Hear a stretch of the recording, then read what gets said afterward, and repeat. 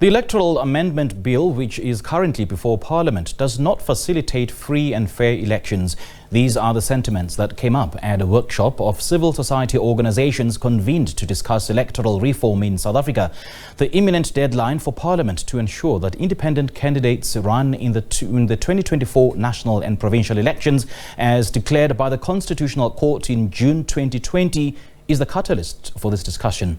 The Executive Secretary of the Council for the Advancement of the Constitution, Lawson Naidoo, says a constituency-based system similar to that used for local government is required to meaningfully accommodate independent candidates. For more on this, we're now joined on the line by Letlhogonolo Letshele from My Vote Counts. Letlhogonolo, a very good afternoon to you. Thank you so much for joining us. Welcome to SA Today. Good afternoon. Thank you so much for having me. First of all, what inspired this indaba, and what has been the thought process in holding these conversations on electoral reforms? All right, so really this was just our response to the Electoral Amendment Bill. I mean, we've been following this process since the court ended the judgment in 2020.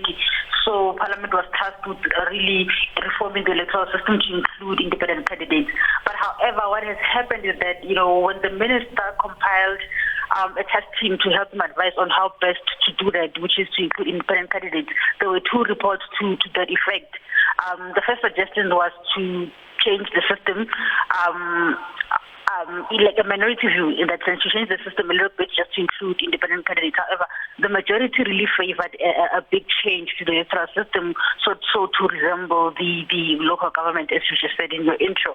But what has since happened is that when the minister introduced the bill in Parliament earlier this year, he introduced a minority view, essentially based on not really changing the system. The conditions are not really favorable for independent candidates, and this is the bill that supposedly, the process is coming to an end and really does not represent, the interest of the independent as the Concord would have really asked the Parliament to do. And there's been concerns raised with regards to the Electoral Amendment Bill, which is currently before Parliament, and it does not facilitate free and fair elections. So what are some of these concerns been with regards to free and fair elections? What are the loose ends that need to be tied? Not free and fair elections per se for now, but now the issue is really how independent candidates are expected to participate. Remember, the Concord judgment said independent candidates need to contest freely, so the conditions need to be favorable for them to do so.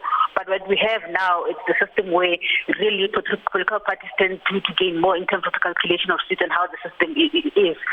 The other issue is the constituency themselves, the geographic location. For instance, an independent candidate is expected to contest a whole constituency, which is the size of a province.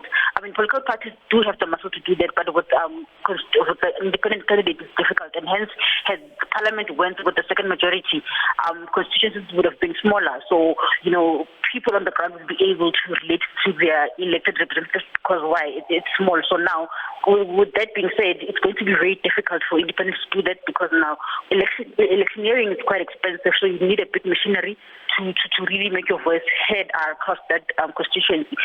Even the threshold for signatures is very high. You would know if you want to contest an election, whether a political party or an independent candidate, you need to sort of meet a minimum threshold of signatures. But, for independent candidates, it's quite high. There's also a deposit that needs to be paid. So these tend to be barriers for independents to contest. So what you're going to have is a situation where independent candidates are not really given opportunity to contest as was prescribed by the Concord. Now, I'll pose the question earlier on to political analyst Dr. Nsigirelo Breakfast with regards to whether there is room for the electorate to hold their elected representatives accountable, be it independent candidates, be it political parties. Will the voters themselves, have the right to hold them to account? Look, this is a step in that direction because the Electoral Amendment Bill does not make, any, sort of a process for recall that isn't there. So the best bet was to have a constituency-based system. So the idea was that, if you're in a constituency, it's better to hold somebody accountable because you voted for them directly as opposed to voting for a political party where, elected representatives tend to be loyal to their party and not the people. So not necessarily the panacea, but it's a step in the right direction. But with this bill, there isn't a right to recall, so you cannot recall. But we're just hoping that this is a base. Once we are able to meet this, and then probably in the next few years of campaigning, maybe we might really get to the point where we are able to have a recall clause to say once elected representative does not meet certain conditions that they said they would, we are able to recall them. But this does not really prescribe this at the moment. And will it open the door for wider reform of the Electoral Act? I mean, particularly with regards to the idea of blending the right to vote, voters to elect representatives directly with the constitutional imperative for proportional representation? I'm sorry, I didn't get your question. Will this open the door for wider reforms of the Electoral Act, particularly with giving the voters the right to elect their chosen representatives with the constitutional imperative for representation?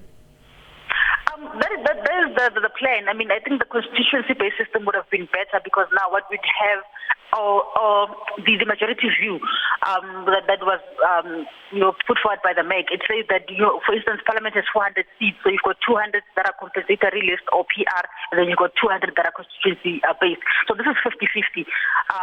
So political parties obviously do contest the 400, but the others are sort of independent. So I think it's sort of a fair chance for people to really vote for the people that they want. But with what we have now, it's simply political parties. So you cannot, as an individual, contest for elections at that level without belonging to a political party. You are essentially forced to belong to some sort of political formation.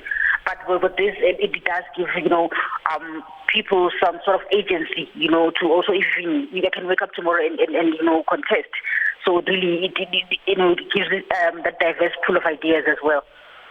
But is there any danger that any debate around electoral reforms might ostensibly get caught up in the ANC's factional politics? Remember that the ANC is still the ruling party and it still enjoys a majority in Parliament.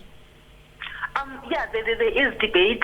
People are saying really including independent candidates is not essentially going to result in accountability, because we have this model in local government and really we don't see success with accountability. The other issue that people have been raising is the issue of populism. Unlike established political parties, you can have somebody waking up tomorrow saying they want to contest and you don't know who this person is, and it's quite a danger to government. So you do have sort of those issues. So we really need to reconcile and sort of think, what are the issues? Are the issues within the political parties themselves, or is it the society? So really, this is an entry point sort of to discuss those issues, because it's going to be difficult to sit here and discuss the entire reform of political system and electoral system at the same time.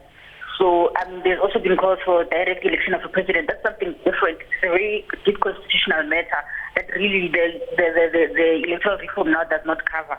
So I think it's a step-by-step process until we really have an electoral system that really resembles what we want as South Africans. All right, Letlhogonolo, great chatting to you. Thank you so much for joining us. Thank you so much. Thank you. That was Letlhogonolo Letshele from the organization called My Vote Counts, and weighing in on the possibility of electoral reforms in South Africa.